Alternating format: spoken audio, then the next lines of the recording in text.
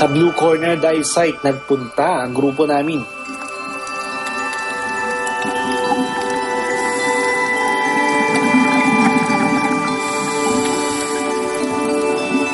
Ang technique kasi ng mga divers dito, dapat meron kang hook na nakatali sa katawan mo and then itatali mo siya sa spot na gusto mo makapanood kasi sa Blue Corner mataas ang current.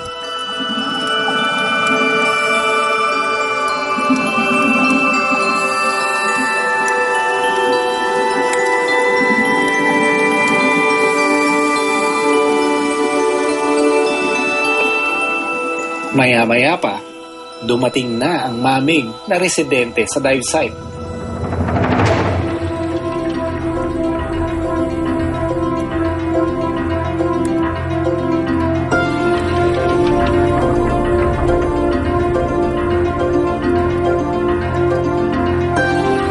I tried to get some videos of the maming sa likod but ang cute lang niya na parang sinusundan lang niya kami. Ino-observe niya kung ano yung ino-observe namin.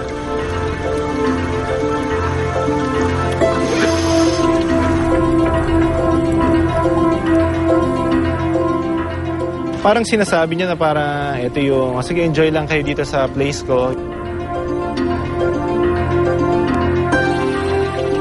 Try to enjoy what you see and I'll be here, I'll just watch over you. Parang ganun yung dating kasi parang kanya yun territory niya yung lugar na yun and nakikinood lang kami, nakikibisita lang kami doon sa lugar niya. And he seemed to be allowing us and permitting us to enjoy his place. Lumalapit at lumalayo ang mamig.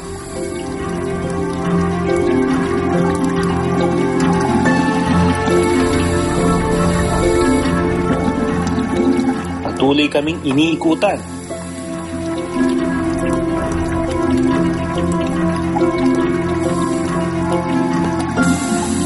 Tila ba nag-uusisa kung ano ang ginagawa namin sa ilalim ng dagat.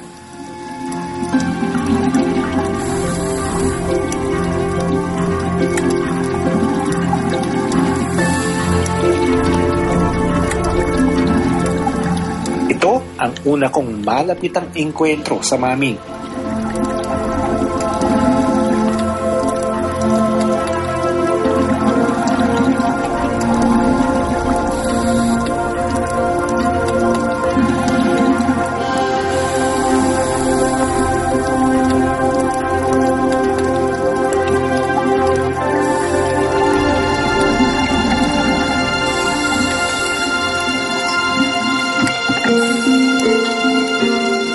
Maaaring mapanganib sa maming ang lumapit sa tao dahil madali itong mahuhuli. Pero dahil protektado ito, hinahayaan ng gobyerno ng Palau na lumapit ang maming.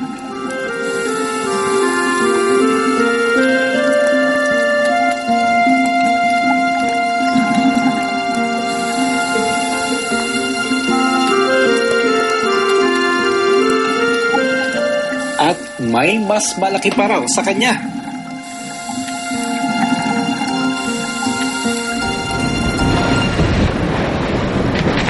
Kaya pala sikat. Grabe. Maming baka mo. Nakipaglaro. Sobrang ganda sa ilalim mo. They were playing with us for almost 30 minutes. Doon lang kami sa ilalim. And the abundance of sea life, amazing.